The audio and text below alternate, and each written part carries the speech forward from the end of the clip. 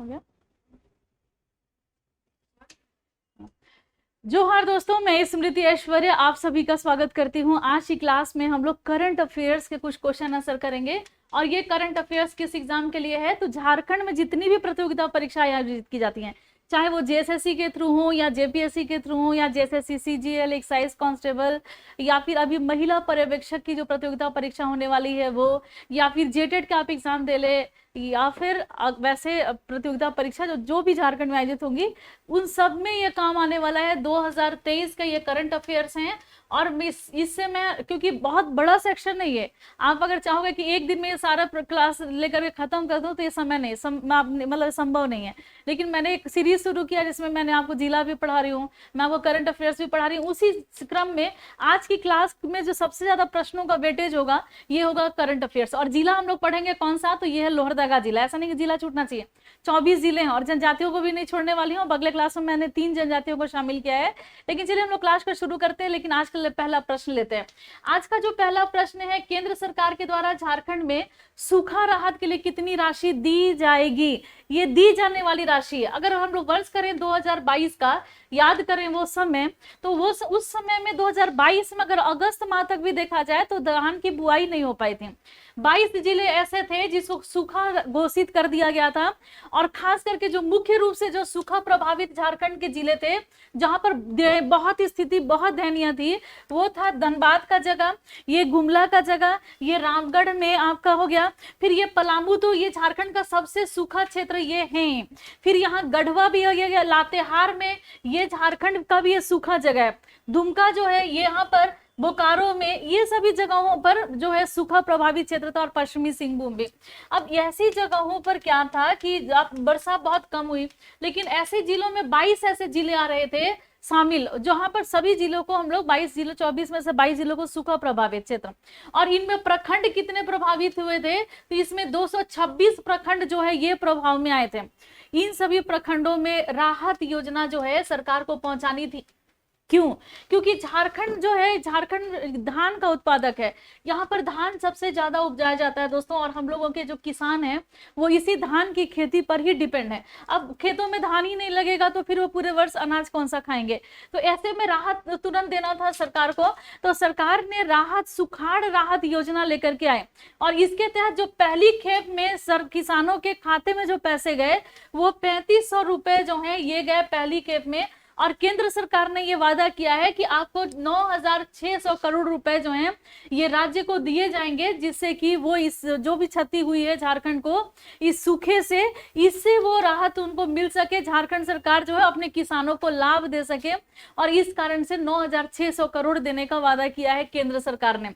और इस वर्ष भी देखिए लगातार आपदा जो है एक के बाद एक लगातार आ रही है। ये जो 2023 का भी वर्ष जो है ना, ये अच्छा नहीं जा रहा है। और आने वाले समय में ये पता चलेगा हम लोगों को कि कितने राज्य जो हैं विशेष रूप से सूखे से प्रभावित घोषित किए गए हैं।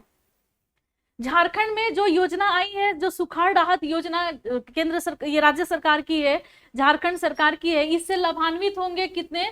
तो 30 लाख ऐसे किसान जो हैं इससे इनको लाभ मिलेगा। यहाँ पर 15 जो है 15 ऐसे 15 चलिए आगे बढ़ते हैं, अगले प्रश्न पर आते हैं। चलिए, झारखंड में कितने नए एयरपोर्ट की शुरुआत की जाएगी? अब देखिए एयरपोर्ट, अब आपको एयरपोर्ट जो अभी जो नया बना हुआ है वो कौन सा है? तो ये नया एयरपोर्ट बना हमारा कहां पर? तो ये देवघर में है। और ये अंतरराष्ट्रीय एयरपोर्ट है दोस्तों। और झारखंड में जो सबसे ज्यादा श्रद्धालु पहुंचते हैं, तीर्थालु पहुंचते हैं, वो इसी जगह पर पहुंचते हैं। और यहाँ पर पूरे 1 माह तक श्रावणी मेला लगता है। 1 माह तक सावन माह में ये लगने वाला मेला है और यहाँ देवघर में ही लगता है। देवघर में अंतरराष्ट्रीय एयरपोर्ट बना और इसका उद्घाटन नरेंद्र दामोदर दास मोदी मछली में बना देते हो, मुझे प्लेन मछली जैसा लगता है। और किनको किनको ऐसा लगता है आप लोग बताइएगा? सबको ऐसे ही लगता है। चलिए, अभी तुरंत मेरा प्लेन का सफर है, अभी थोड़ी देर के बाद मैं निकलूंगी। और यही बिरसा हवाई अड्डा से हमारी फ्लाइट है। अब बिरसा हवाई अड्डा जो है, यहाँ का जो टर्मिनल है, इसका उद्घाटन किया गया था 2013 में। और इसको बेस्ट एयरपोर्ट का भी दर्जा मिला, दूसरे स्थान पर आया है, पहला स्थान पर उदयपुर है। अब झारखंड में कितने नए एयरपोर्ट इसके अलावा बनेंगे? अभी नया नया उद्घाटन हुआ है देवघर का। देखिए, ऐसा कहा गया कि आपके यहाँ 3 नया एयरपोर्ट और बनने वाला है। वो कौन सा है? तो एक तो देवघर में बने, देवघर दुमका में एक दूसरा बनने वाला है और एक बोकारो में बनने वाला है, ठीक है, ये वाला। लेकिन एक और जगह वादा किया गया था, ये कौन सा जगह था, तो ये पूर्वी सिंहभूम का जगह था। लेकिन चूंकि यहाँ पर गजका दालमा वन्य जीव अभ्यारण्य है और फिर इनके लिए कॉरिडोर है, तो ये इससे प्रभावित होते, इस वजह से इन जगहों इसको हटा दिया गया। और कहाँ पर, दुमका और बोकारो जो है ये अभी लिस्ट में है। तो झारखंड में कितने नए एयरपोर्ट की शुरुआत होगी, तो क्या आंसर हो जाएगा, ऑप्शन नंबर ए। यहाँ पर 2 नए एयरपोर्ट अब आपको मिलेंगे। और ये बहुत अच्छी बात है कि हम लोग और भी कनेक्टिविटी जो है अलग अलग राज्यों के साथ, अलग अलग देशों के साथ, वो कनेक्टिविटी भी बढ़ जाएगी झारखंड की। इससे विकास जो है और भी ज्यादा तेजी से होता है। झारखंड के किस जिले में 5000 मिलियन टन क्षमता वाला कोल्ड स्टोरेज का निर्माण किया जाएगा। देखिए कोल्ड स्टोरेज होना बहुत जरूरी होता है, क्यों, क्योंकि मान लीजिए कि आप जो भी एक्स्ट्रा अनाज या फिर कोई भी आप फल या फसल आप या फिर कोई सब्जियां रखते हैं, तो कोल्ड स्टोरेज में आप ज्यादा लंबे समय तक आप उसको रख सकते हैं। इसकी अगर ये क्षमता अगर नहीं होती है, तो जैसे मान लीजिए कि टमाटर बहुत ज्यादा हो गया आपके यहाँ, आलू बहुत ज्यादा हो गया, बहुत सारी सब्जियां हो गई, और आप उसको रखने की व्यवस्था सही नहीं है, तो बाजार जाते जाते वो या तो खराब हो जाएगा या फिर लोगों तक पहुंच सही तरीके से सुनिश्चित नहीं होगी, इससे हानि ही होता है। तो ये कितना, क्या आंसर हो जाएगा, ऑप्शन नंबर बी। धनबाद में 5000 मिलियन टन क्षमता वाला कोल्ड स्टोरेज खोला जाएगा। और ये वही धनबाद है दोस्तों जिसको हम लोग कोयला नगरी के नाम से जानते हैं। इस धनबाद की स्थापना हुई है कब, 1956 ईस्वी में। रांची की स्थापना हुई 1899 ईस्वी में। बोकारो की स्थापना हुई 1991 ईस्वी में। पलामू की स्थापना हुई है 1892 ईस्वी में। ये वर्ष हमेशा आपको याद रखना है, आने वाले एग्जाम में आपसे यहाँ से प्रश्न जो है वो आएंगे। चलिए हम लोग आगे बढ़ते हैं, अगले प्रश्न पर आते हैं। जल जीवन मिशन। और देखिए जल ही जीवन है, ये बहुत बड़ी सच्चाई है। जल के बिना हम लोग जीवन की कामना भी नहीं कर सकते, हम सोच भी नहीं सकते हैं। जल इतनी जरूरी चीज होती है, और हर घर जल जो है ये देना, ये सुनिश्चित करना, ये किसका काम है, तो ये हमारे सरकार का काम है। क्योंकि ये जो जल है, ऐसा नहीं है कि अगर हम चाहें और तो फिर ऐसा, मतलब यहाँ झारखंड में क्या समस्या है ना, ये झारखंड पठारी जगह है, यहाँ भूमिगत जल जो है मिलेगा लेकिन बहुत नीचे लेवल में जाने के बाद, और इसके लिए बहुत ज्यादा खर्च होता है दोस्तों। लगभग 1 लाख रुपए जो है आपको खर्च करने पड़ते हैं, तब जाकर के आपके घर में, और वो भी कहीं मिले कहीं ना भी मिले। तो ऐसे में सरकार की जिम्मेदारी बन जाती है कि हर घर नल और हर घर जल उपलब्ध कराए। इसके लिए झारखंड सरकार ने जल जीवन मिशन के तहत लोगों को जल की सुविधा बहाल करने के लिए कितने राशि खर्च करने का बोला है कि हम इतने रुपए जो है वो खर्च करेंगे। तो कितना आंसर हो जाएगा, तो ऑप्शन नंबर सी, यानी कि 39 करोड़ रुपए जो हैं ये खर्च किए जाने हैं जल को जल हर घर जल पहुंचाने के लिए। कितने, तो 39 करोड़ रुपए जो हैं। अब इसमें क्या है ना कि अब झारखंड में ये किया गया था, इस मिशन की शुरुआत की गई थी 2019 में, ठीक है, कि अब 2019 में सरकार ने ये वादा किया था कि जल जीवन मिशन के तहत लोगों को जल की सुविधा मिलेगी और हर घर जल नल हो जाएगा। कब तक आते आते, तो 2024 आते आते, और ऐसा नहीं हुआ है दोस्तों। और इसके लिए 61 लाख जो है घरों में नल पहुंचाने थे, जिसमें अभी तक हम लोग सिर्फ मात्र 24 लाख घरों तक लगभग हम लोग नल पहुंचाए हैं। अभी भी हम लोग अपने लक्ष्य से बहुत दूर हैं, और इसको पूरा करना सरकार की जिम्मेदारी है। 2024 तक का लक्ष्य निर्धारित किया गया है जल जीवन, झारखंड जल जीवन मिशन के तहत।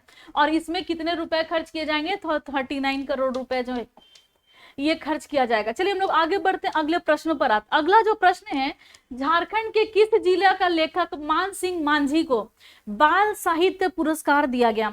तो इनका नाम है क्या, तो मान सिंह मांझी, और ये कहाँ के निवासी हैं, तो ये पूर्वी सिंहभूम के निवासी हैं। देखिए ये जो मान सिंह मांझी हैं, इन्होंने 2018 में एक किताब लिखी, और ये किताब था इनका कविता संग्रह, लघु कहानियां, माफ कीजिएगा, ये लघु कहानी संग्रह था। और ये किस भाषा में था, तो ये संथाली भाषा में ये लघु कहानी संग्रह था। इसमें 13 लघु कहानियां जो हैं इसमें दी गई थी, और इसके लिए किस को लेखक मान सिंह मांझी को बाल साहित्य पुरस्कार से सम्मानित किया गया है। तो ये जो 2018 में इसका प्रकाशन हुआ था, और अभी उनको सम्मान किस वर्ष मिला है, 1 मिनट, हाँ सम्मान उनको किस वर्ष मिला है? तो इनको मिला है 2023 में बाल साहित्य पुरस्कार। ये लेखक जो हैं 1986 ईस्वी से ये लेखन का काम कर रहे हैं। एक मिनट, हाँ हाँ हाँ आ जाएंगे, हाँ हाँ हाँ आ जाएंगे, हम याद है हमको, आ जाएंगे। फिर हो रहा है, ठीक, हम आ रहे।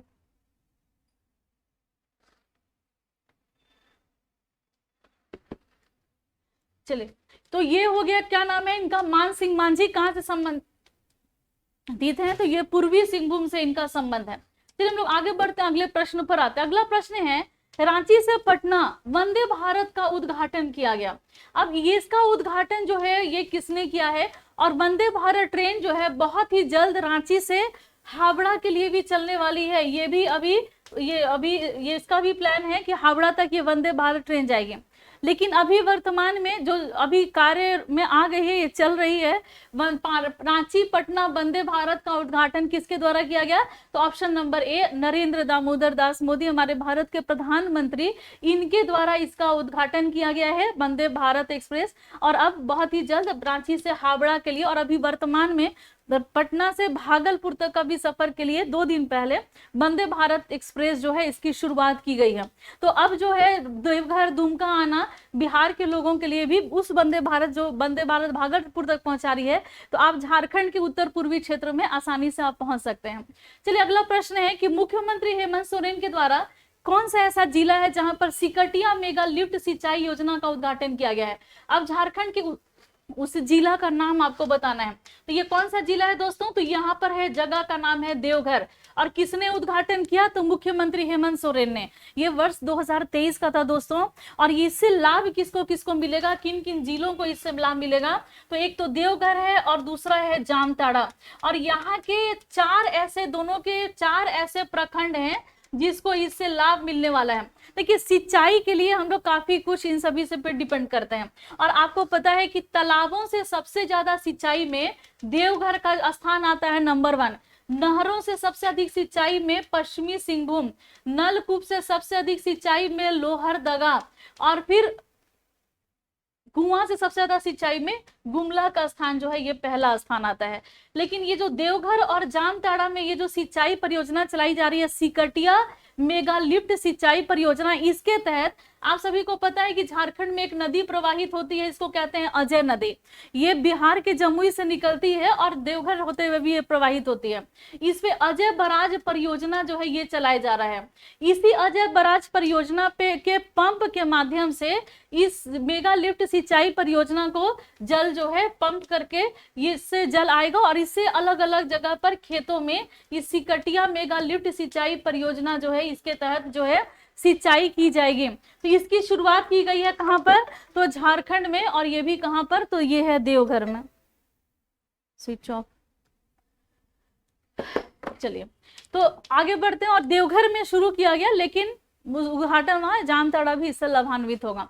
चलिए आगे बढ़ते हैं, अगले प्रश्न पर आते हैं। आपको बताना है कि उस संथाली लेखक का नाम, जो वह कवि को संथाली भाषा का साहित्य अकादमी पुरस्कार 2022 का मिला है। बहुत बड़ी उपलब्धि है और संथाली भाषा की है। संथाली भाषा में साहित्य अकादमी पुरस्कार 2022 से सम्मानित किया गया। उनका कविता संग्रह का नाम है साबरनका बालीरे सानन पंजय। इसका मतलब होता है स्वर्णरेखा नदी के किनारे बालू में सोना स्वर्ण ढूंढेंगे। तो आप सभी को पता है कि झारखंड के स्वर्णरेखा नदी में क्या मिलता है? इसके बालू में सोना मिलता है ना, इसके रेत में। अब ये सोना जो है, आपको एक चीज और बताते हैं, बहुत अच्छी बात, आखिर ये रेत में सोना आता कहाँ से है? तो एक ये यहाँ के रेत में सोने पाए जाते हैं। और सोने के जो कण होते हैं ना, कितना आप अंदाजा लगा सकते हैं कि कितने बड़े कण होंगे? गेहूं के दाने से थोड़े से बड़े कण होते हैं जो सोने के कण होते हैं। और ये रियलिटी है, सच है। वहां के स्थानीय लोग जो हैं ये सोने निकालने का भी काम करते हैं। प्रतिदिन अगर वो निकाल लेते तो 100 रुपए जो है वो कमा लेते हैं। तो ऐसे में यहाँ से सोना, अब बहुत अलग अलग मान्यताएं हैं कि सोने आने का, लेकिन एक मान्यता ये भी माना गया है ऐसा कि ये यहाँ पर इसकी एक सहायक नदी जिसको कहते हैं करकरी नदी। ये स्वर्णरेखा की सहायक नदी है करकरी, और इन जिस क्षेत्रों से गुजरती है तो ये जो जिन चट्टानों को काटती है उसमें सोने होते हैं, और उसकी वजह से स्वर्णरेखा में आ जाता है सोना, और इनकी बालुओं में रेत में सोने आ जाते हैं। तो यही से इसी कहानी देखिए, स्वर्णरेखा नदी के किनारे बालू में सोना स्वर्ण ढूंढेंगे। अब इसको संथाली में साबर नका बालिरे सनन पंजय पंजय ये है, और इसको किसने लिखा था? इसको लिखा है कजली सोरेन। अब नाम से क्या लगता है कि ये जो कजली सोरेन है ये पुरुष है या महिला है? पुरुष है, और ये 72 साल के ये पुरुष हैं जिनका नाम है कजली सोरेन, और ये बंगाल के बांकुड़ा के निवासी हैं। बंगाल में बांकुड़ा के निवासी हैं जिनका नाम है कजली सोरेन, के नाम से इनको हम लोग जानते हैं, लेकिन इनका जो ओरिजिनल नाम है, इनका नाम है जगन्नाथ सोरेन इनका नाम है, और ये संथाली है, और इनको अपने संथाली भाषा के लिए साहित्य अकादमी पुरस्कार 2022 से इनको सम्मानित किया गया है। और ये जो इन्होंने ये कविता संग्रह है जिसमें 350 कविताएं हैं, और अब तक इन्होंने 10 किताबें लिख चुके हैं, और इनका नाम है कजली सोरेन। चलिए हम लोग आगे बढ़ते हैं, अगले प्रश्न पर आते हैं। अगला प्रश्न है कि हाल ही में मेकिंग ऑफ जॉन वेन और हिस्ट्री ऑफ संथाल परगना पुस्तक का लोकार्पण किया गया। आपको बताना है कि इसका लोकार्पण किसने किया। तो ऑप्शन नंबर बी है, झारखंड के राज्यपाल हैं सीपी राधाकृष्णन, और ये झारखंड के 11वें राज्यपाल बनने का गौरव इनको मिला है, और ये है सीपी राधाकृष्णन, इन्होंने ही इस किताब का लोकार्पण किया है। चलिए आगे अगला प्रश्न लेते हैं। 3 मार्च 2022 को झारखंड विधानसभा में वित्तीय वर्ष 2023-24 कितने रुपए का बजट पेश किया गया है? बजट से कुछ प्रश्न होंगे, तो बजट कितने रुपए का पेश किया गया है? तो 1,16,418 करोड़ रुपए, इतने का बजट पेश किया गया है। और हमारे वित्त मंत्री कौन है? तो आप कमेंट करके बताएंगे जल्दी से, मतलब लाइव तो नहीं हूं लेकिन चलिए, जो आप लोग रिकॉर्डेड क्लास भी देख रहे हैं तो भी आप लोग को बताना है कि क्या नाम है इनका वित्तीय। आप लोग जो कुछ लोग लाइव भी हैं बैठे हुए यहाँ पर, रामेश्वर उरांव ना। चलिए, झारखंड बजट 2023-24 के अनुसार राज्य का कुल राजस्व व्यय कितना अनुमानित किया गया? अब व्यय कितना, बजट इतने का लाया गया है, लगभग 1,16,000 कितना है, 1,16,418 करोड़ का बजट है। इसमें से जो खर्च का अनुमान क्या है, राजस्व व्यय का अनुमान क्या है? तो 84,676 करोड़ रुपए जो हैं ये राजस्व व्यय का अनुमान है। अब वित्तीय वर्ष 2023-24 में झारखंड में कृषि पर कितने रुपए खर्च होंगे? क्योंकि खेती पर खर्च करेंगे, किसान लाभान्वित होंगे, फसल अच्छी होगी और किसानों की आय भी दुगुनी होगी, राज्य को भी आय मिलेंगे। तो कितना हो जाएगा? 2,460.95 करोड़ रुपए जो हैं ये कृषि के लिए ये दिए गए हैं। अगला प्रश्न है कि झारखंड बजट 2023-24 में राजकोषीय घाटा जो है वो कितना होगा? तो राजकोषीय घाटा होने का अनुमान है 11,674.57 करोड़ राजकोषीय घाटा का अनुमान लिखा गया है। जीडीपी में आपको बताना है झारखंड का योगदान कितना है। झारखंड के आर्थिक सर्वेक्षण रिपोर्ट 2022-23 के अनुसार देश का जो जीडीपी होता है ना, इसमें झारखंड का योगदान कितना है ये बताना है। तो इसका आंसर हो जाएगा 1.61% झारखंड का योगदान है जीडीपी में, भारत के जीडीपी में झारखंड का योगदान। अगला प्रश्न है कि झारखंड का आर्थिक सर्वेक्षण रिपोर्ट 2022-23 इसके अनुसार झारखंड का जो प्रति व्यक्ति आय है वो कितना है? प्रति व्यक्ति आय झारखंड का है 86,060 रुपए प्रति व्यक्ति, इतनी आय है हमारी। कितना आप लोग कमा लेते हैं? चलिए, झारखंड बजट 2023-24 में मोटा अनाज। अब मोटा अनाज में क्या क्या जाता है? इसी के अंदर आता है ज्वार, बाजरा, रागी, ये सभी, मड़ुआ भी इसको बोलते हैं। तो ये सभी जो है मोटे अनाज के अंतर्गत आते हैं।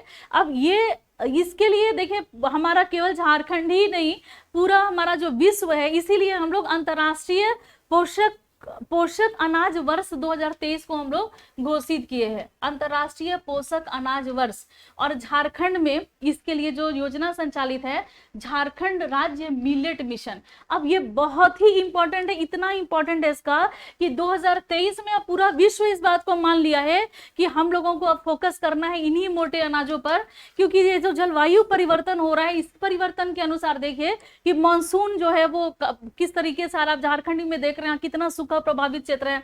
तो आखिर हमारा जो खेत है वो ऐसे ही परती पड़े, बंजर पड़े, या फिर आप ऐसे ही छोड़ दो अपने खेतों को, उससे अच्छा है ना कि आप वैसे अनाजों पर भी मतलब आइए, जो जैसे ज्वार है, बाजरा है, रागी है, इनमें सिंचाई की आवश्यकता थोड़ी कम होती है और आपको मतलब ये लाभ इसमें होने की आशंका, मतलब लाभ ज्यादा होंगे। अब जैसे कि देख लीजिए झारखंड की अगर आंकड़ों की बात किया जाए तो 15,000 टन जो है ये झारखंड रागी का यानी कि मड़ुआ का उत्पादन करता है और ये पोषक से भरपूर होता है, बहुत सारे पोषण। अब जैसे कि कैल्शियम आपको मिलेगा इसमें, आपको ये आयरन वगैरह इसमें बहुत ज्यादा मिलते हैं, तो ये पोषक होता है बहुत ज्यादा, तो इसको इस्तेमाल में लाना जरूरी है। और झारखंड में जैसे चावल पिठा या फिर बहुत सारे ऐसे डिशेस बनते हैं जो कि इस मोटे अनाज से बनते हैं, तो इसीलिए झारखंड इसको ज्यादा प्रोत्साहित कर रहा है और किसानों के हित में भी है ये मोटा अनाज को बोना। तो झारखंड राज्य मिलेट मिशन के तहत जो है मोटे अनाज को प्रोत्साहन करने के लिए इस योजना की शुरुआत की गई है और 2023 को हम लोग अंतर्राष्ट्रीय पोषक अनाज वर्ष जो है इसको हम लोग घोषित किया है। ज्वार का उत्पादन 1000 टन होता है झारखंड में। आगे बढ़ते हैं, अगले प्रश्न पर आते हैं और इसके लिए भी हमारा जो गुमला जिला है ना वो अपने आप में काफी अच्छा काम कर रहा है। हाल ही में किस राज्य सरकार के द्वारा उस राज्य में विधानसभा की प्रतियोगिता परीक्षा विधेयक पारित? तो विधानसभा में प्रतियोगिता परीक्षा विधेयक अब ये कहां पर पारित हो रहा है? तो ये झारखंड में ही हो रहा है आजकल के समय में। चलिए आगे बढ़ते हैं, अगले प्रश्न पर आते हैं। हाल ही में भारत सरकार के परिवहन विभाग के द्वारा एक रिपोर्ट जारी किया गया। किस विभाग? तो परिवहन विभाग ने एक रिपोर्ट जारी किया। ये ट्रेन हम बता रहे। तो इस रिपोर्ट के अनुसार आपको बताना है कि दुर्घटना में झारखंड को कौवां स्थान मिला है। तो दुर्घटना झारखंड में सबसे अधिक में होता है कहां पर? तो 14वां स्थान हो रहा है दुर्घटना। अब दुर्घटना की आंकड़ों की बात की जाए झारखंड में तो यहां पर 2021 में, ये चक्का है, 2021 में जाने गई हैं, मौतें हुई हैं, वो मौतें हैं 3,513 मौतें हुई हैं। अगर मतलब ये मौत हुई है और जो लोग घायल हुए हैं 2021 में वो 3,227 लोग इसमें 2021 में घायल हुए हैं। अगर 2022 की बात की जाए आंकड़ों की तो इसमें मृत्यु जो है अपेक्षाकृत 2021 से मृत्यु 2022 में ज्यादा हुई है। इसीलिए सुखदेव सिंह जो हमारे मुख्य सचिव हैं ये बहुत ज्यादा चिंतित हैं कि ऐसा कैसे हो रहा है, दुर्घटना हम लोग कोशिश कर रहे हैं। और मैंने कुछ दिन पहले एक रिपोर्ट पढ़ा है कि रांची में प्रतिदिन बिना हेलमेट लगाए लगभग 1000 लोग जो हैं वो पकड़े जाते हैं हर दिन, और हेलमेट लगाना बहुत जरूरी है। इससे अगर मान लीजिए किसी तरीके से अगर एक्सीडेंट हो भी जाता है तो भी जान बच जाती है दोस्तों। 2022 में जो आंकड़े हो गए तो वो हो गए 3,898 मौतें हुई हैं और घायलों की संख्या यहाँ है 3,745 लोग घायल हुए थे 2022 में। तो ये आंकड़े बहुत बड़े हैं दोस्तों। 3,800 लोग मरे हैं यहाँ पर दुर्घटना से। तो ये पूरा भारत में 14वां स्थान रखता है दुर्घटना में ये झारखंड।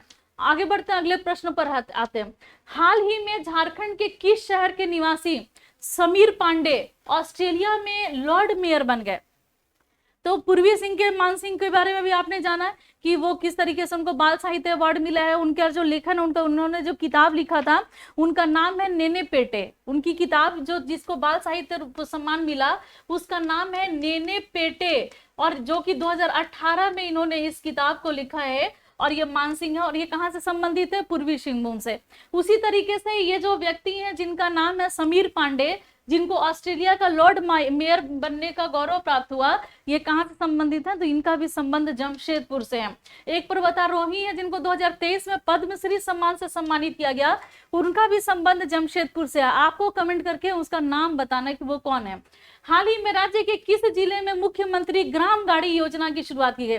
इतने अच्छी योजनाएं आ रही हैं झारखंड सरकार के द्वारा लाई जा रही है और ये योजना आई है और ये 2023 में इस योजना को प्रस्तुत किया गया। अब इस योजना में है क्या चीज? आप लोग भी बहुत सारे ऐसे लोग हैं जो ऐसे ग्रामीण क्षेत्र के निवासी हैं जहां से आपका जो मान लीजिए कि आपको यहाँ पर बस पकड़ना है या फिर आपको कहीं जाना है, तो आपको लंबी दूरी पैदल चल करके तय करनी पड़ती है, और तब जा करके आप इस ऐसे जगह पर पहुंचते हैं जहां पर आपको एक बस मिल रही है, जिस पे चढ़ करके आप कहाँ पहुंच रहे हैं, रांची पहुंच रहे हैं या धनबाद पहुंच रहे हैं, या आपको बोकारो जाना है तो आप बोकारो जा रहे हैं। तो ये जो लंबी दूरी आप तय कर रहे हैं, इसकी चिंता सरकार को है। अब सरकार का क्या कहना है कि नहीं, इतना आप क्यों चलोगे, हम है ना आपके लिए एक योजना लेकर के आते हैं। ये मुख्यमंत्री ग्राम गाड़ी योजना है दोस्तों, और ये ग्राम गाड़ी योजना यहाँ पे शुरुआत किया गया झारखंड में। परिवहन विभाग जो है इसमें इन्वॉल्व है, और अब आपको सुविधा देने का काम झारखंड सरकार का है। झारखंड सरकार इस योजना के तहत आपको राहत देगी। चलिए, ये कहाँ से शुरुआत किया गया है इसका, ग्राम गाड़ी योजना, तो ये ऑप्शन नंबर सी देवघर इसका आंसर हो जाएगा, देवघर से। चलिए आगे बढ़ते हैं, अगले प्रश्न पर आते हैं। हाल ही में नीति आयोग के द्वारा एक रिपोर्ट जारी किया गया है। ये रिपोर्ट है मल्टी डायमेंशनल पॉवर्टी इंडेक्स में, वर्ष 2015-16 से 2019-21 के बीच में। अब झारखंड में कितने प्रतिशत गरीबी कम हुई है, यहाँ पर गरीबी कम हुई है दोस्तों, और कितनी प्रतिशत गरीबी कम हुई है, तो इसका आंसर हो जाएगा 13.29% जो है गरीबी कम हुई है। अब आप ये जानना चाहेंगे कि झारखंड का सबसे अमीरी वाला जिला कौन सा है, जहां पर बहुत लोग जो है वो रिच हैं, बहुत अमीर लोग हैं, कहां पर है बताइए। रांची में आपको लग रहा है, जमशेदपुर में है। चलिए, सबसे ज्यादा पैसे मतलब पूर्वी सिंहभूम में जमशेदपुर, इसको आप पूर्वी सिंहभूम, पूर्वी सिंह जमशेदपुर जिला नहीं है, ये शहर है। और कहाँ का, तो ये पूर्वी सिंहभूम का ये शहर है। पूर्वी सिंहभूम में आपको सबसे ज्यादा पैसे वाले लोग मिलेंगे, और गरीब लोग आपको कहाँ मिलेगा, चतरा में। सबसे ज्यादा गरीबी कहाँ पर है, चतरा में। और इसमें भी जो 3 जिला ऐसा जिसमें पाकुड़ भी जो है इसके दूसरे स्थान पर आता है, और तीसरे स्थान पर आता है पश्चिमी सिंहभूम गरीबी में। तो ये सभी झारखंड की गरीबी की कुछ ये आंकड़े हैं, जिसमें लेकिन गरीबी जो है वो कम हुई है, गरीबों की संख्या कम हुई है। 13.92% जो है यहाँ पर गरीबी कम हुआ है। तो ये अच्छी बात है कि लोग अगर मतलब बिलो पॉवर्टी लाइन, बीपीएल से वो लाइन से ऊपर हो रहे हैं, आप मतलब आप जो हैं अच्छी स्थिति में जा रहे हैं राज्य हमारा। हाल ही में, और ये पूरे भारत के 100 इंडिया एक्सप्रेस की जो रिपोर्ट जारी की गई, इंडियन एक्सप्रेस की रिपोर्ट जारी की गई, इसमें 100 लोगों की सूची जारी की गई है। उसमें मुख्यमंत्री जो हेमंत सोरेन जी हैं उनका भी स्थान है, 64वें स्थान पर उनका स्थान है। और ऐसा स्थान पाने वाले झारखंड के एकमात्र यही व्यक्ति हैं। जो हाल ही में किस राज्य को supply chain management and logistic को बढ़ावा देने के लिए भारत सरकार के द्वारा सम्मानित किया गया है, तो ये हो जाएगा ऑप्शन नंबर सी, झारखंड को इसके लिए ये सम्मान मिला है। झारखंड में कौन सा एयरपोर्ट है जिस पर अब आप जो भी आएंगे यात्री, अब उनकी एंट्री होगी, पेपरलेस एंट्री होगी, मतलब पेपर ओपर की कोई जरूरत नहीं है। अगर आपके पास डेटा मोबाइल में है तो उससे काम चल जाएगा, और आपको जो भी वहां पर बोर्डिंग पास वगैरह जो भी चीज बनाना होता है तो आप अपना ऑनलाइन ही कर लेंगे ये सारा काम। पेपरलेस एंट्री होगा, आपको कोई पेपर ओपर दिखाने की जरूरत नहीं है। तो कौन सा हो जाएगा, तो बिरसा मुंडा एयरपोर्ट जो रांची में है, इसका टर्मिनल बना था 2013 में। अभी इसको बेस्ट मतलब एयरपोर्ट का अवार्ड दूसरे स्थान पर आया हुआ है, उदयपुर के बाद दूसरे। यहाँ पर जो सुविधाएं दी जा रही हैं, साफ सफाई का काम किया जा रहा है, या यहाँ के एम्प्लॉय का जो व्यवहार है उसके लिए रैंकिंग जारी किया गया, उसमें दूसरे स्थान पर है। रांची स्थित बीआईटी मेसरा ने ईवी टेक्नोलॉजी को विकसित करने के लिए, अब ईवी टेक्नोलॉजी क्या होता है, ईवी टेक्नोलॉजी होता है इलेक्ट्रिक व्हीकल, होता है ना, इलेक्ट्रॉनिक्स से जो व्हीकल चलते हैं, इस टेक्नोलॉजी को बढ़ावा देने के लिए अब ये बीआईटी मेसरा, ये कहाँ पर है, रांची में ही है मेसरा। बीआईटी मेसरा में इस टेक्नोलॉजी को विकसित करने के लिए ईवी टेक्नोलॉजी आपको किस कंपनी के साथ एमओयू किया गया है, तो इसका आंसर होगा L&T जो है इसके साथ एमओयू किया गया है। और इसमें L&T का होता है लार्सन एंड टर्बो, ये कंपनी है दोस्तों। ये जो है हेवी इंजीनियरिंग, रसायन या उर्वरक या फिर रिफाइनरी, इन सभी के काम में ये इन्वॉल्व है ये कंपनी L&T। और इसी के साथ एमओयू हुआ है बीआईटी मेसरा का, और किस टेक्नोलॉजी के लिए, यानी कि इलेक्ट्रॉनिक व्हीकल्स की जो टेक्नोलॉजी है इसको डेवलप करने के लिए एमओयू पे साइन हुआ है। अगला प्रश्न है कि झारखंड राज्य प्रदूषण नियंत्रण बोर्ड के द्वारा अब कौन सा ऐसा शहर है जहां पर उद्योग लगाने की अनुमति नहीं दिया जाएगा, क्योंकि इतना प्रदूषित वो शहर हो गया है जिसका पूछिए मत। कोयला नगरी के नाम से उसको जाना जाता है, बहुत ज्यादा प्रदूषण। देखिए प्रदूषित शहरों की सूची में 10 टॉप 10 प्रदूषित शहरों की सूची में धनबाद का भी स्थान आ रहा है। तो ये यहाँ पर अब उद्योग लगाने की अनुमति नहीं दी जाएगी, अब इंडस्ट्री नहीं बैठेंगे क्योंकि इनफ हो गया, हद पार कर गया यहाँ पर प्रदूषण का। तो ये हो गया धनबाद।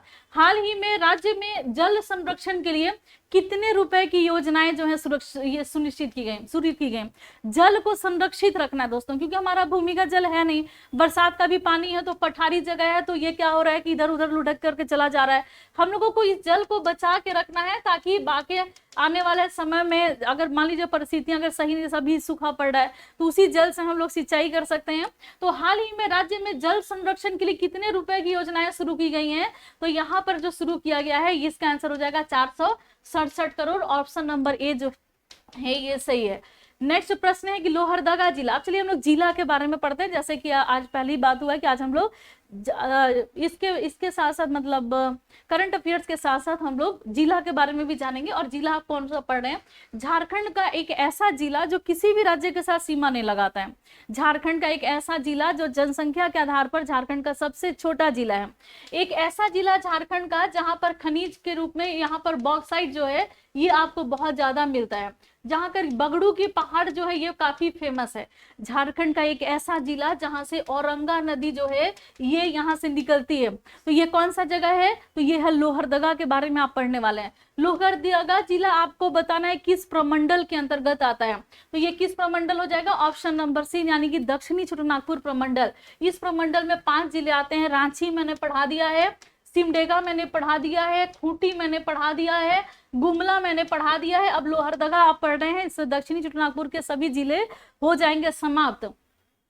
ये जो लोहरदगा का अगला प्रश्न है कि लोहरदगा की स्थापना किस वर्ष की गई है, तो वर्ष है दोस्तों 1983 ईस्वी में इसकी स्थापना की गई। ये कौन सा जिला है, तो ये है लोहरदगा। और डेट है इसका 16 मई 1983 ईस्वी में लोहरदगा की स्थापना। किस जिला से अलग होकर के इसकी स्थापना की गई है, तो रांची से अलग होकर के लोहरदगा बना है दोस्तों। और रांची पहले लोहरदगा ही था 1899 के पहले। लोहरदगा मतलब लोर ए अदगा, ठीक है ना, यानी कि आंसुओं का शहर। तो ये लोहरदगा ये हो गया।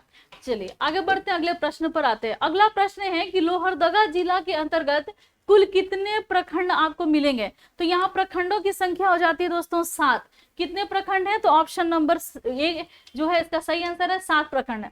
अनुमंडल यहाँ पर एक ही है, वो है लोहरदगा अनुमंडल। विधानसभा क्षेत्र भी यहाँ पर एक ही है, वो है लोहरदगा विधानसभा क्षेत्र। 2011 की जनगणना के अनुसार यहाँ का आपको साक्षरता दर बताना है कि कितना है, तो ये 67.61% यहाँ का साक्षरता दर है लोहरदगा का। अगला देखिए अमरेश्वर धाम, अगर आपसे पूछा जाए कि झारखंड में अमरेश्वर धाम कहाँ पर है, तो इसी लोहरदगा में। एक जलप्रपात भी है यहाँ पर, घड़घड़िया जलप्रपात, और लावा पानी जलप्रपात भी आपको इसी लोहरदगा में मिलेगा। निम्न में से कौन सी नदी लोहरदगा जिला से होकर के प्रवाहित होती है, तो दक्षिणी कोयल, कारो, उपरोक्त दोनों इनमें से कोई नहीं। तो इनमें से कोई नहीं होगा ना, क्या होगा, दक्षिणी कोयल लोहरदगा से होती है, गुजरती है। कारो नदी ये मुझे नहीं लगता कि ये औरंगा उत्तरी कोयल इधर से गुजरती है, ठीक है ना, लोहरदगा से। ये दक्षिणी कोयल रांची होते हुए इधर आती है सिमडेगा, लोहरदगा से नहीं जाती है। तो लोहरदगा जो है ये उत्तरी कोयल नदी, औरंगा नदी या उत्तरी कोयल की सहायक नदियां इधर से प्रवाहित होती हैं। तो आज की क्लास में बस इतना ही, मिलते हैं नेक्स्ट क्लास में। और टेस्ट अगर आपको लेना है और कोर्स लेना है, तो टेस्ट के लिए आप हमको मेरे व्हाट्सएप के ग्रुप में टेस्ट होता है, इस नंबर पर संपर्क करेंगे 9905917516। अभी ध्यान आ रहा है कि वीडियो रिकॉर्ड हो रहे हैं कि, चलिए 916। उसके बाद अगर आपको कोर्स लेना है तो आप धुरीना ऐप जो है इसके लिए आप डाउनलोड कर सकते हैं। ये धुरीना ऐप है, यहाँ से आपको कोर्स मिल सकता है। टेस्ट के लिए आपको इस नंबर पर संपर्क करना हो, सारा डिटेल्स मैं मैसेज के माध्यम से आप तक पहुंचा दूंगी। तो आज बस इतना ही, मिलते हैं नेक्स्ट वीडियो में, लेते हैं आपसे विदा, धन्यवाद।